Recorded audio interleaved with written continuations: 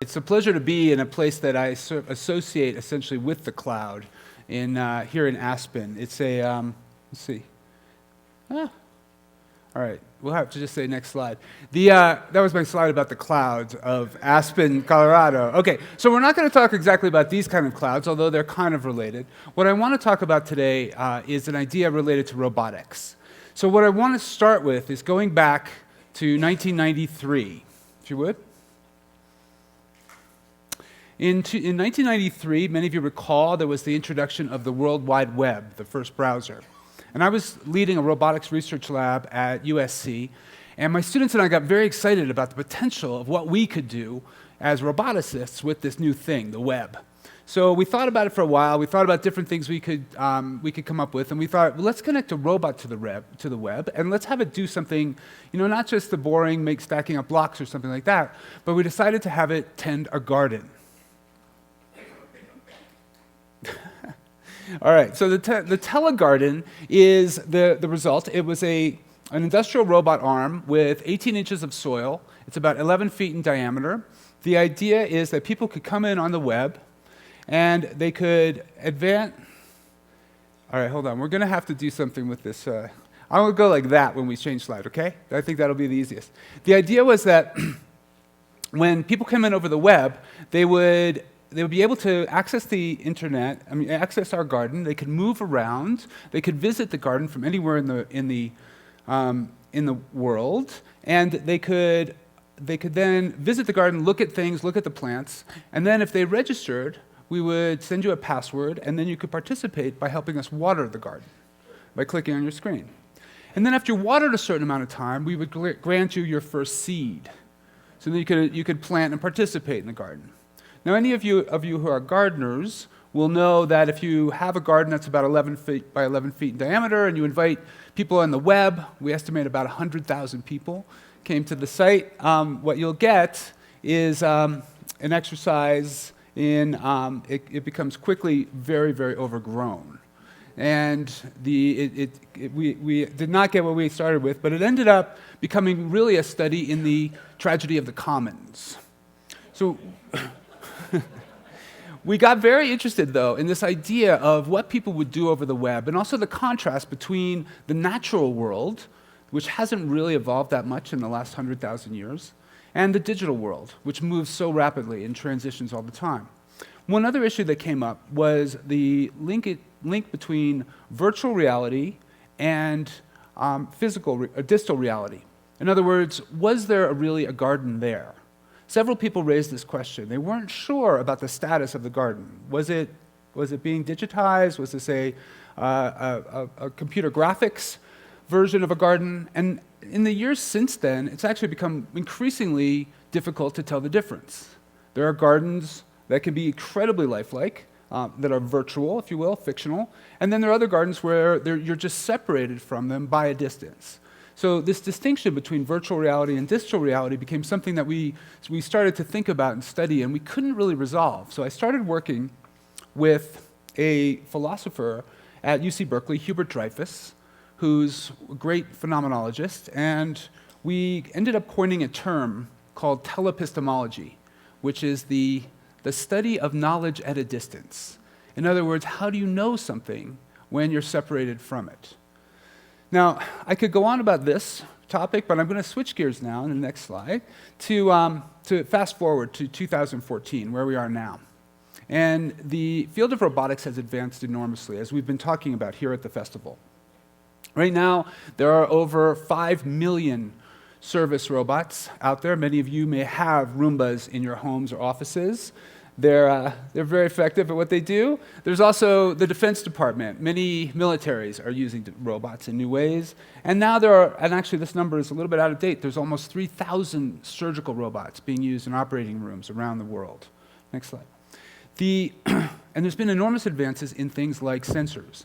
This was a huge breakthrough when Microsoft introduced the Kinect, which was for gaming, but it turns out that it can be used for robotics because it gives you very fast, accurate, three-dimensional information about the environment, and it's very low, extremely low in cost. You might not know this, but one of my responsibilities as Commander-in-Chief is to keep an eye on robots. And I'm pleased to report that the robots you manufacture here seem peaceful, at least for now. To help everyone from factory workers to astronauts carry out more complicated tasks, NASA and other agencies will support research into next-generation robotics. So this was a really big deal. This was 2 years ago. President Obama announced the National Robotics Initiative.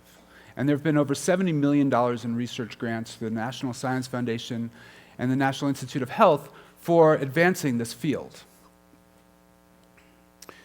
Now, most of you have heard, and we talked about this last night, it'll be an ongoing topic this week, about Google's self-driving car.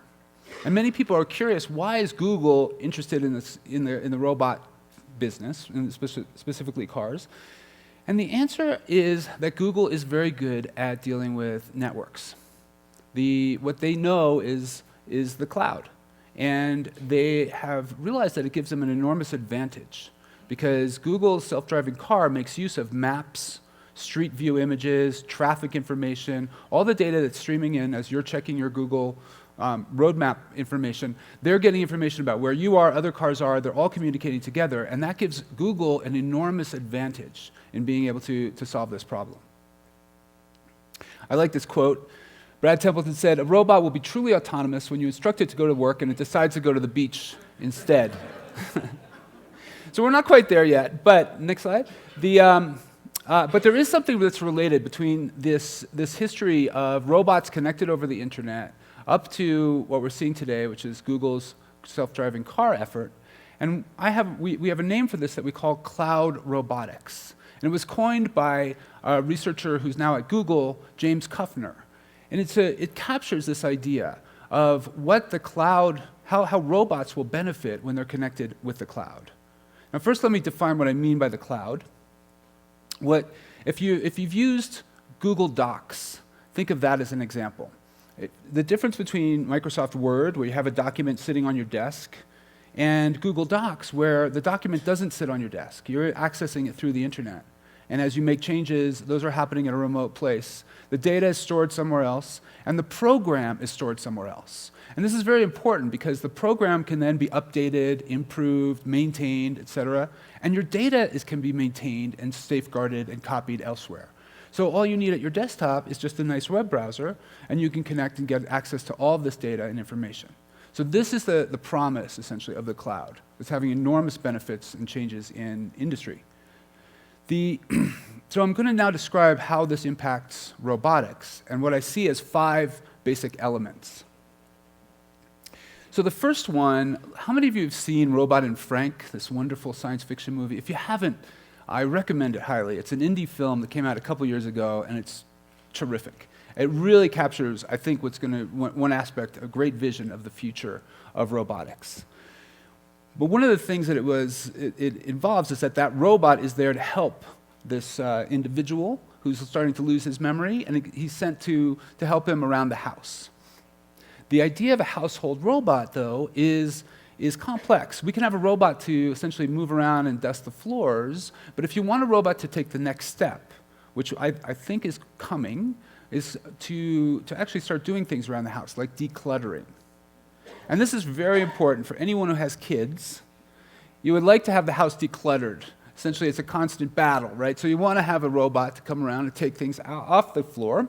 But it's also very important for senior citizens, because if they drop something, first of all, they may not notice it because of their eyesight. Second of all, the consequence of slipping and falling on something that was on the floor could be enormous. If you break a hip, for example, you could lead to being bedridden. That can cause a whole host of secondary effects, even can be fatal.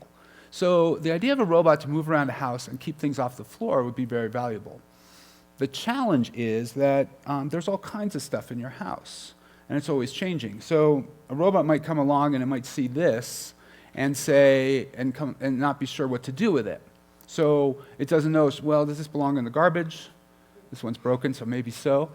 Or does it belong in, or is it a chocolate bar, or does it belong in the fridge, et cetera. So there's always this lack of information. But fortunately, any robot that's working in our house is probably going to be connected over the network. You'll probably have Wi-Fi there. So the robot could access the network and get access to a vast library of information. Almost every object has information online. There's databases for almost everything. And it's an enormous amount of information. It's constantly growing. The problem is keeping that on board a little robot that's moving around your house is not feasible. But if you have the network, the robot can access that data set and get that information on demand. So that's the first one, is the access to big data. The second one has to do with the following problem. When a robot, let's say we want a robot to clean up the dinner table after we've eaten, right? So everyone's dream.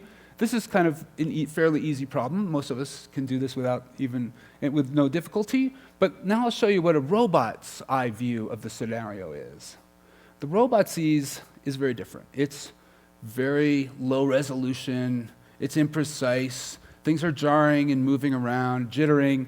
The robot not only does not know what the environment exactly is, but it also doesn't know what its own end effectors are doing. So it's an extremely difficult problem. So I hope that you'll have some sympathy for robots. But there's an idea that we're excited about, which is to address this by using statistics. And there's a new approach called belief space. And I know that sounds kind of spiritual. It's not. It's just it has to do with the description, a statistical description of probability distributions that interact.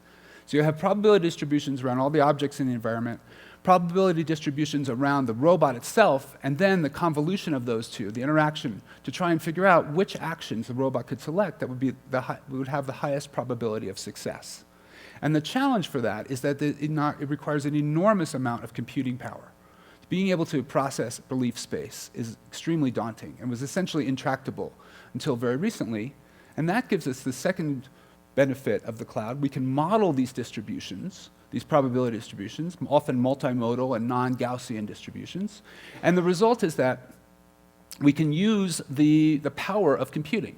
Because right now, you can access thousands of clusters, thousands of nodes of computers on demand. And that makes it feasible to actually do this processing, to compute these distributions and figure out the optimal strategies. So that's the second. We have access to big data. We have access to cloud computing. The third one has to do with the fact that we're all connected over the web, exchanging information all the time, the idea of open source, that we're sharing information. And I want to give you an example that's particular to my experience. I was born in Africa, in Nigeria, and I went back there a few years ago. And I was surprised to find that there was an enormous interest in robotics. There were students all around the country of Ghana, where I was visiting, that were doing experiments, basically learning from robots. But the problem was that the existing educational robots that are available were still quite expensive. So these kits had to be shared with different groups, and they couldn't use them long enough to really benefit from them. So I met a wonderful professor there at Aspen University, and together we formed this new thing. We called it the African Robotics Network. And the idea is that we wanted to connect all these groups around not only Ghana, but all over Africa, who are interested in robots, and allow them to learn from each other and develop new tools, new ideas. And one of the first things we identified when we formed this was the need for an extremely low-cost robot for education. So again, this is not a robot to do something in industry, but it's something to engage kids. And I believe that robots are a wonderful gateway drug for education in STEM in STEM topics. Science, technology, engineering, and math. So, every kid, when they see a robot, it's very physical. It's something they can identify with, and it gets them engaged. So what we did was we used the web, and we put out a call for what we called the ultra-affordable robot. And we made a contest. We had prizes, several $1,000s in prizes, and we set a target of $10. could you design a robot, an educational robot, for under $10? We figured that was completely ludicrous, that nobody could ever do it, but we thought it would be an interesting target. And we put it out for about 4 months, and we got a number of wonderful solutions back, or approaches, but the grand prize winner really surprised us. It was a robot that was made out of a Sony game controller. So a designer from Thailand had modified the game controller, which you could obtain in surplus for about $3 or $4. And he took out, there's 2 motors that are built into that, that usually create vibration as you're playing the game. And you could take those out and use those to control 2 wheels. And then the body of the game controller became the body of the robot. It could drive around, he added some lights, etc., but he wanted something that would detect when it bumped into something. And he realized that he could use the 2 thumb switches on the top. The problem was when he tested it, the thumb switches wouldn't react. They needed more leverage. So he needed to have a counterweight for the thumb switches, and he thought about what might work, what would be available on fairly low cost, and he came up with a great idea: lollipops.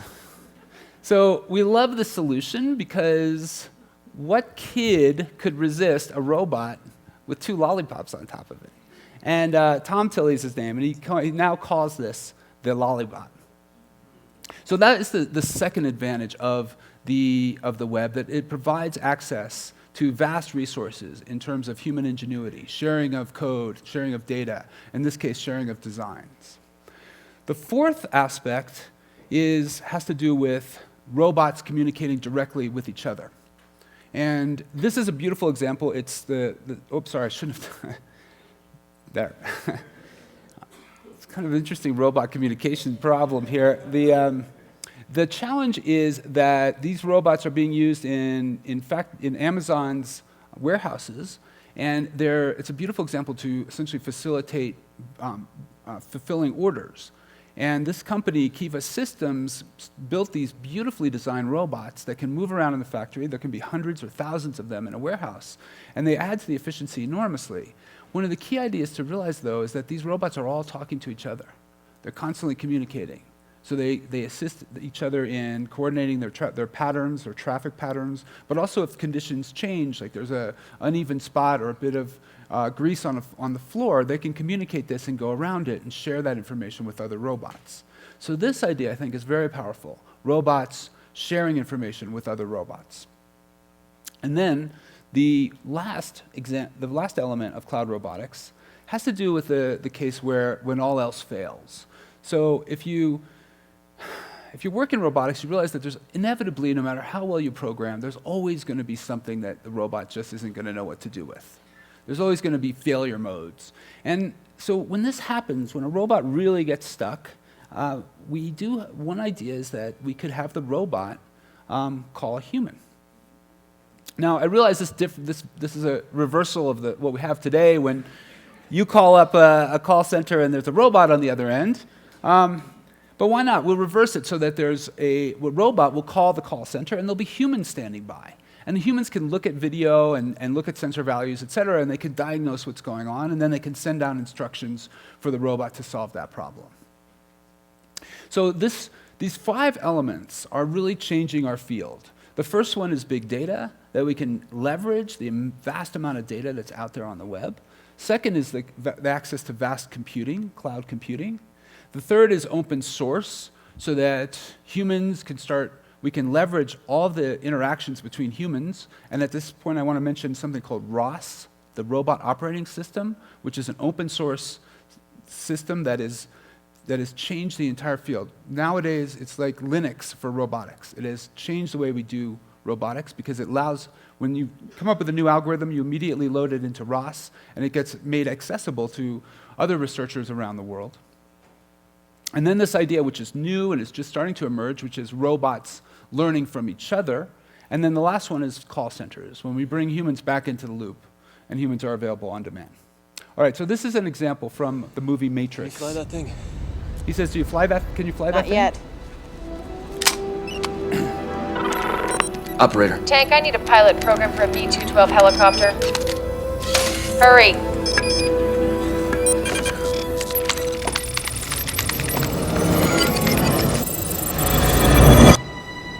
go.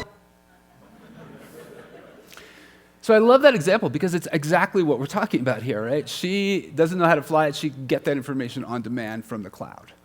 Okay, so that I think is this is actually going to happen nowadays. So if we can switch over to the next part of the talk, I'm going to now give you some examples from research that we're doing in our lab to give you some more understanding of the kind of things we can do with this. So the first one has to do, coming back to the idea of a robot interacting with an environment where things are uncertain. It's not sure what it's going to encounter in the environment. And this an example of this, we'll go to the next one, is we can make use of an incredible tool that's already available called Google Goggles. And this actually, since in the last week, is now also known as Amazon Firefly, where you can point your camera or your cell phone at something and it will be able to identify what that object is using results from machine learning. Now, in Google's case, right now they use it to pull up websites related to an object. So if you see a bottle of wine or some kind of something you haven't seen before, it will pull up information about it. It's called visual search. So our idea is to use it for robots. So a robot is moving around, it sees something it may not know or may not identify, and so what it does is it takes a picture of this object, then it sends that picture up over the cloud to the servers that are waiting. In this case, it's Google's object recognition system, and then what that does is instantly can index the information about that object. It's, in this case, beyond just its websites about the object, it can index things like the object's shape, center of mass, coefficient of friction, and also things like where to grasp the object. And it turns out that is a very hard problem in robotics. Just given an object, what's the best place to grasp it? So all of that can be pre-computed. And so then the grasp strategies can be downloaded back to the robot, and then the robot can go ahead and execute. Next slide. The idea is that we're going to build on this vast amount of information that people like us are providing every day. Every time we take pictures, we search for pictures, we label images online, all that information is being used by servers in the cloud to build these vast libraries and then train them using object recognition software. And what we can now do is leverage that with additional domain knowledge. Now, this may have to be put in by humans or scraped from libraries of data online, but again, Coca-Cola company has access to all this information about its cans, so it would upload all that to the cloud as well, and that would all be waiting. And then Google or some that would use the robotics techniques to basically plan grasp strategies for each of those objects. And that can be done in the cloud offline, late at night, when the servers aren't heavily loaded. It can do these vast computations and statistical models to figure out the best place for the robot to grasp it.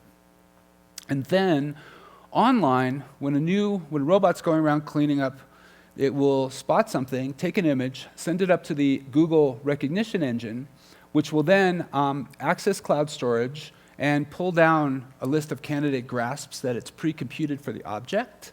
And those will then be integrated by the robot, which has to do some local computations to transform the coordinates, for example, and figure out which among the candidates would work best for that situation. And then the robot will execute that grasp. And the key part of this is the last arrow on the right, is that the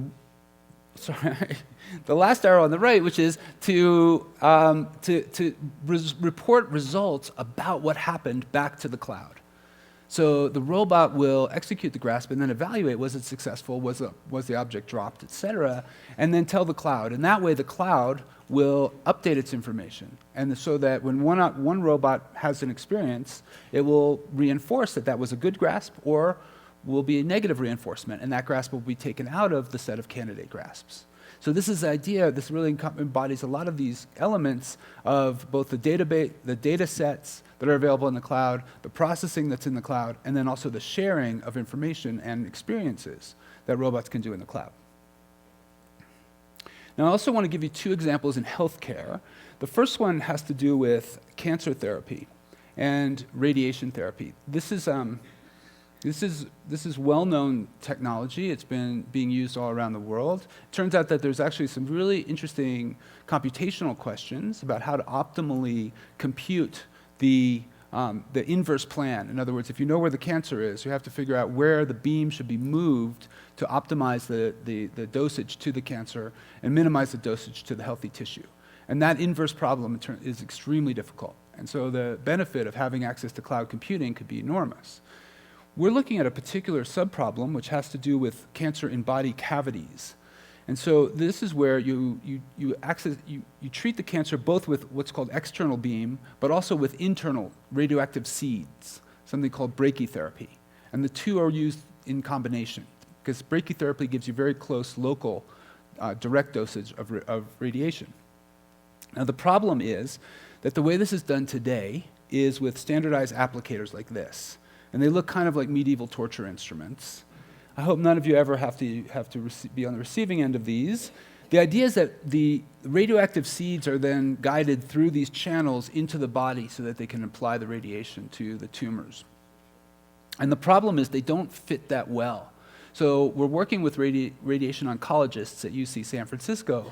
And in a discussion with them, they were saying the problem is they move around. And so if they move around as you're doing the treatment, you end up getting misalignments. The delivery is imprecise, and so you can irradiate healthy tissue and also miss the cancer. So the new idea we have is to use 3D printing. And with that, what we can do is do a scan, we can image the body anatomy, and then we can build a three-dimensional model of the cavity.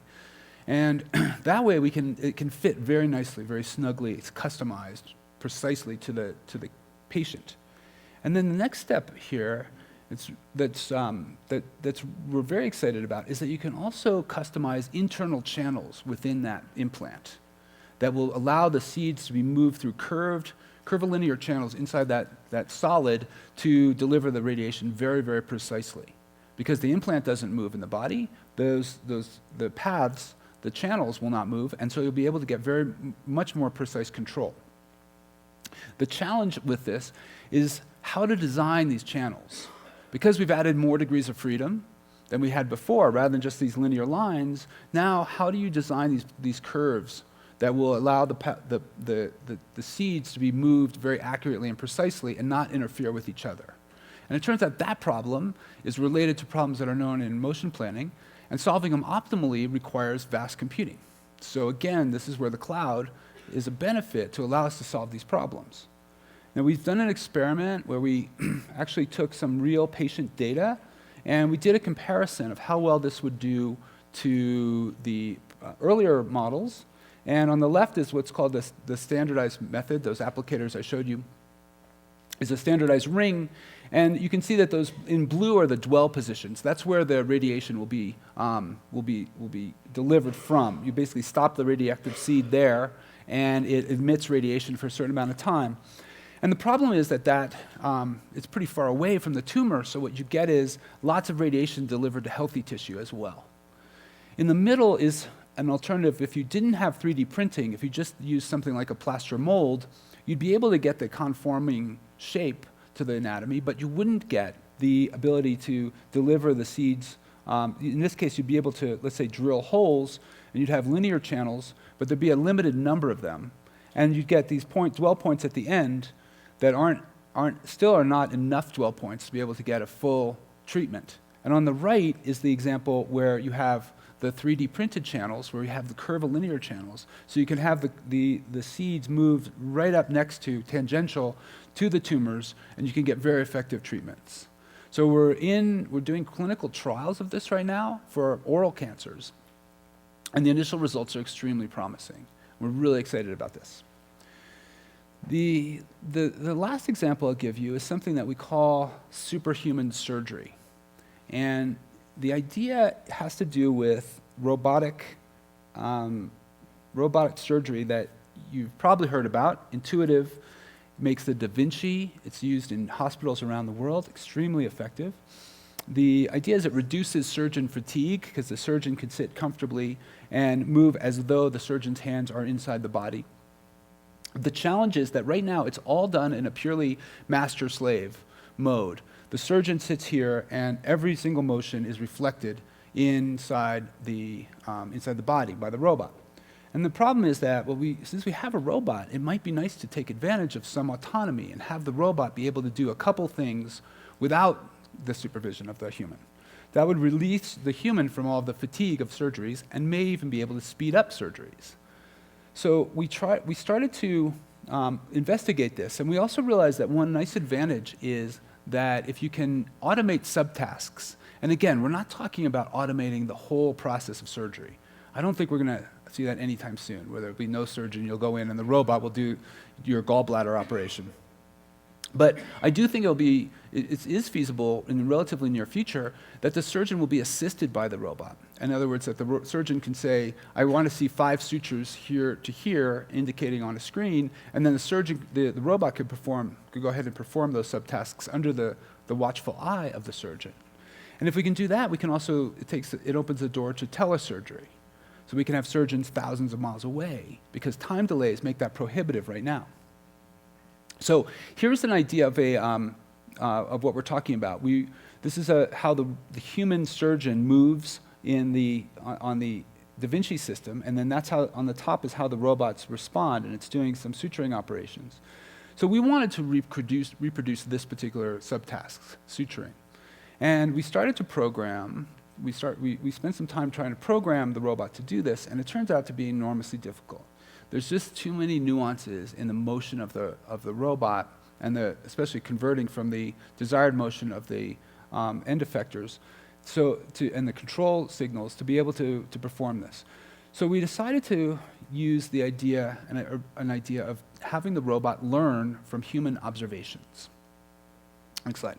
Now this has proven very recently to be extremely effective, and my colleague Peter Abiel at Berkeley did this wonderful project for his dissertation where he got a robot helicopter to perform these unbelievable aeronautic acrobatic tasks, not by programming it, but by watching humans, basically recording human experts as they basically did these stunt aerial exercises. He monitored the signals they were sending, and he then used those to train the robot by example to then perform them without the human in the loop. And the results, as you can see, are incredible. This is an upside-down hover, right, which is a helicopter hovering upside down and stably. It's almost impossible, and only very few people in the world can do it. So this is analogous to the situation we have in surgery. So we have some experts who are very, very good at doing these surgical operations. And what we want to do now is record their motions as they perform suturing inside the body. And what we do then is, and I'll give you an example that's easy to visualize, where we just have, let's say, a figure 8, just a 2-dimensional figure 8. In reality, we want to do a much more complicated 3-dimensional trajectory. We ask the surgeons to perform this task, and what you see at the bottom is the result. Now, it's not so good, but it turns out it's much better than what you or I could do, because it's the benefit of the surgeon working through this complex mechanical system, but it's always imprecise. Now here, what we have though is we have multiple demonstrations. We have the person doing it multiple times, and we can use that to essentially learn the common trajectory that underlies all of the examples. The first step is we use a technique from speech recognition called dynamic time warping. And this has been well understood. It's an optimal technique that can align all the examples because they're all slightly different in duration. And then what we do is we apply a tool that's well known in control theory called Kalman smoothing. And what that does is it allows us to treat each of the demonstrations as noisy observations of some underlying signal. And it's a very elegant mathematical model that yields, as a result, an underlying signal that's common to all of them. And so what you see now is that we take these human demonstrations, and this is the trajectory that gets inferred from all those noisy examples. Then the next step, we take this and we execute this on the robot, and we observe the results, and the results are never perfect. There's always further imprecision. So the next thing we do is we add we do something called iterative learning. So each time we execute, we adjust the parameters on the control signals, and then we execute it again. And we keep doing that until it converges. And then we do something else, which is we increase the speed a little bit. So we crank up the velocity on this trajectory. So what you'll see next as a result, as we increase the velocity from, this is the speed it was originally executed at. Here's when we speed it up 4 times. Here's 7 times. And here's the result after 10 times speed up. So you can see it's dramatically, it's also very smooth. It's been smooth as a result of the increased velocity. But it's also faster than any of the examples we actually observed. So this opens the door to the promise that we can take human examples from human experts, and we can do what they do, but faster. And that is enormously interesting, because what we can then do is imagine in an operating room, we can speed up the time for operations, which reduces the amount of time patients are under anesthesia, and also increases throughput in the operating rooms. Next slide. So we're working on this in a variety of different settings. This is a related project where we're using using 2 robot arms to perform a task called surgical debridement, which is to remove dead tissue from a body cavity. This again can be a very tedious operation, can often take hours for a human surgeon, but in this case we're making progress in being able to do this autonomously, to have the robot be able to perform these operations. And right near, what you're seeing right now is 10 times speed up over actual time. So in fact, the robot's moving much more slowly. But this is where the cloud comes in, because we can use the cloud to pre-compute trajectories that will speed each individual operation. So we've now gotten the time down by a factor of 3 from what you see there, and we're working and bringing it down closer and closer to what humans do. And then what I'd like to do is be able to go faster than humans.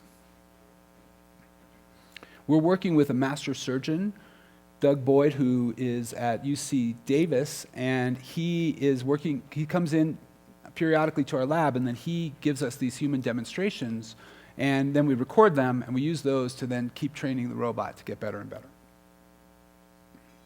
So those are examples of the cloud, where the cloud can benefit robotics. It's just the beginning, and there's work going on around the world. I'll just give you a few more examples of where this is having impact. One is the Internet of Things.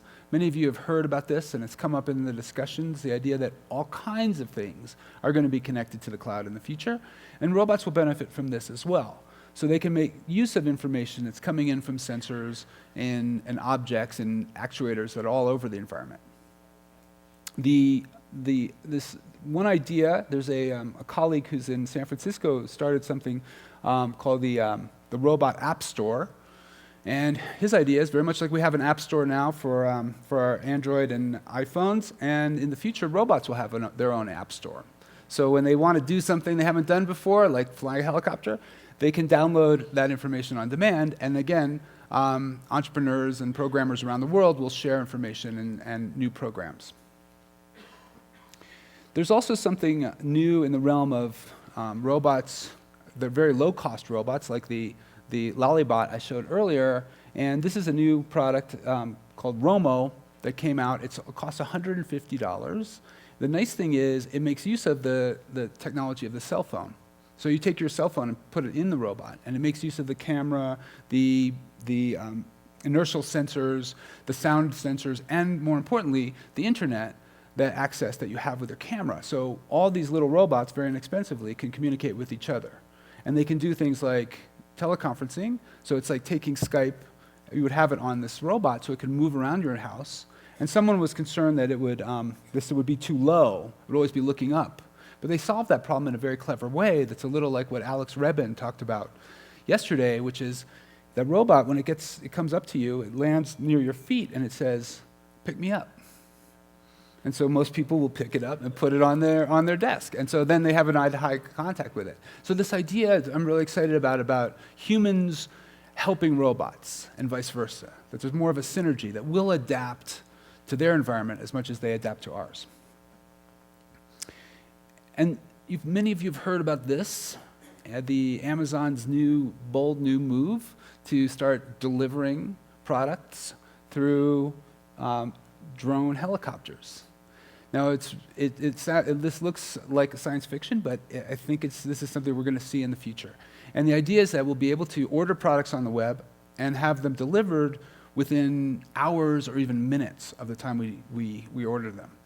And the way this can be made possible is that trucks could be standing by, even from local delivery sites, and they would basically bring the drones near, and then that last maybe a few hundred yards would be accomplished very fast by the drone. It could drop the objects off at your house for you. So I think we're going to see this, and it's opening up. This is being taken very seriously by roboticists. It's really a new frontier, and it's going to, again, it makes use of the cloud, both for navigation and control of these robots. But we can turn this down a little. This is this is also a robot that was just introduced last week. It's called Pepper, and this is a beautifully designed robot. It's kind of irresistible. It's a robot designed for the home, for basically interacting with humans. This comes back to the idea that we talked about earlier of the robot caretaker.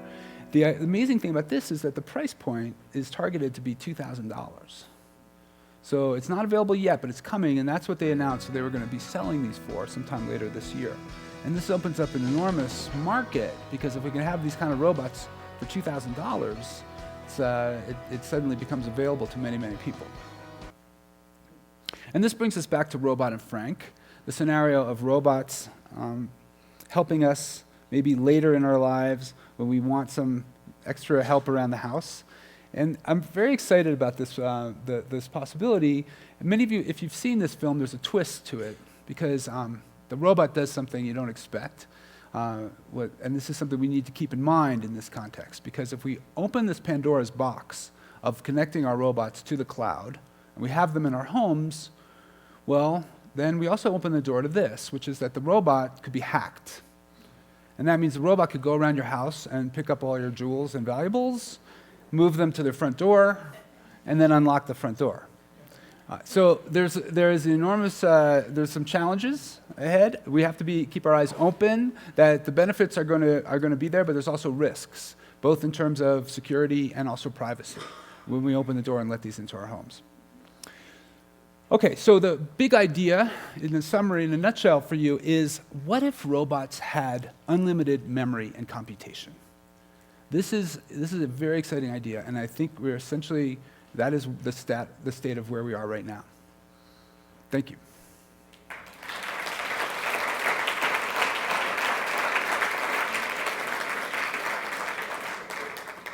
So we have time for a few questions, and then I'm going to show you a short film that I made with my wife, Tiffany Schlane, that summarizes these ideas. It's 5 minutes long, so we'll start that in about 10 minutes.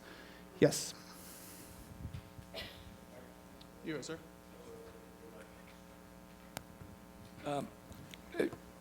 Question related to your entire presentation, but especially this last slide. Are you confident that we have the materials to keep Moore's Law going and have all the necessary technological breakthroughs that we need to have what you call unlimited memory and computation? And second, just maybe a quick answer, electricity consumption in cloud centers is pretty high, and we're desperately trying to limit our energy consumption. So are we going to have new materials that will help us get to where we need to be, and will we do it in a way that we don't totally burden our ability to use energy in these applications? Good questions. Both are great. The first one on Moore's Law is impossible to answer exactly. No one knows, but except that there seems to be a steady stream of innovations, right? And now it's in three-dimensional chips that seem to open another door to maintaining our progress along Moore's Law. What I would say, though, is the bigger change is the internet, the access of the cloud, because right now, even if computers stopped increasing in speed and efficiency, right now with the access to networks, I can suddenly access a vast cluster of other computers from one computer.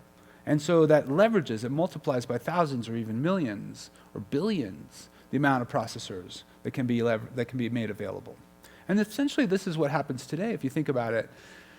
When you use Google, you're using, even though the computer that's in front of you in your hand is fairly slow by future standards, but it's accessing huge farms of computing that are available in the cloud. So that's exactly what I'm talking about. In other words, we don't just have to wait for the computer on the robot or on your laptop to advance, but we can make use of all the advances collectively. So we can get access to lots and lots of computing power on demand. Now that raises the second point you bring up, which has to do with the energy that's going to be used, and I don't have a good answer for you on that. I do think there's some benefit to essentially centralizing the processing. So rather than having these processors sort of scattered all over, by having them in one place where there's essentially the idea of locating them, for example, near geothermal sources or other things where they can be cooled fairly rapidly, I think opens the door to being able to do some of these things efficiently. Okay, so I want to make sure we have time to show this film, which is 5 minutes, and we only have exactly 5 minutes left. It says 10 here. So, 8? Okay, I'll take one more question, yes? The computing power can keep on going up. Whatever the mechanical dexterity that is required, whether it's walking, whether it's movement and so on, is that keeping up with the computing power? No, that's been the challenge, right? Because the computing power, Moore's law has been tremendous, but what has not kept up is our ability to manipulate things and navigate and move. That's lagged enormously, and that's where there's a huge amount of research to be done. Unfortunately, there's no breakthrough that I know of yet that's going to change that right away. I do think, though, with things like ROS, where people are sharing algorithms, with robots starting to basically learn from experience and share experiences, we have the idea of being able to essentially learn from all these mechanical demonstrations that will be happening in parallel all over the world. So I'll also mention that I'll be available right after this from 4 to 5 in this office hours. I'm not sure where it is, but if you want to talk more about this, I'm happy to discuss it further. And so I want to take 5 minutes to show you this short film, again, co-directed with my wife, Tiffany Schlane. It's right after this. When I was growing up in the 70s, I loved the robots in Star Wars, but I was also kind of scared of robots in movies, where the evil robots, where they're going to take over the world. And today, a lot of people are talking about robot drivers or robot drones. So it's either like they're really good or really bad. And what's the real future of robots, and why do we have such a love-hate relationship with them? I'm Tiffany Schlane. I'm a mother, filmmaker. I founded the Webby Awards. And this series is about how the future doesn't start somewhere far off in the distance. The future starts here.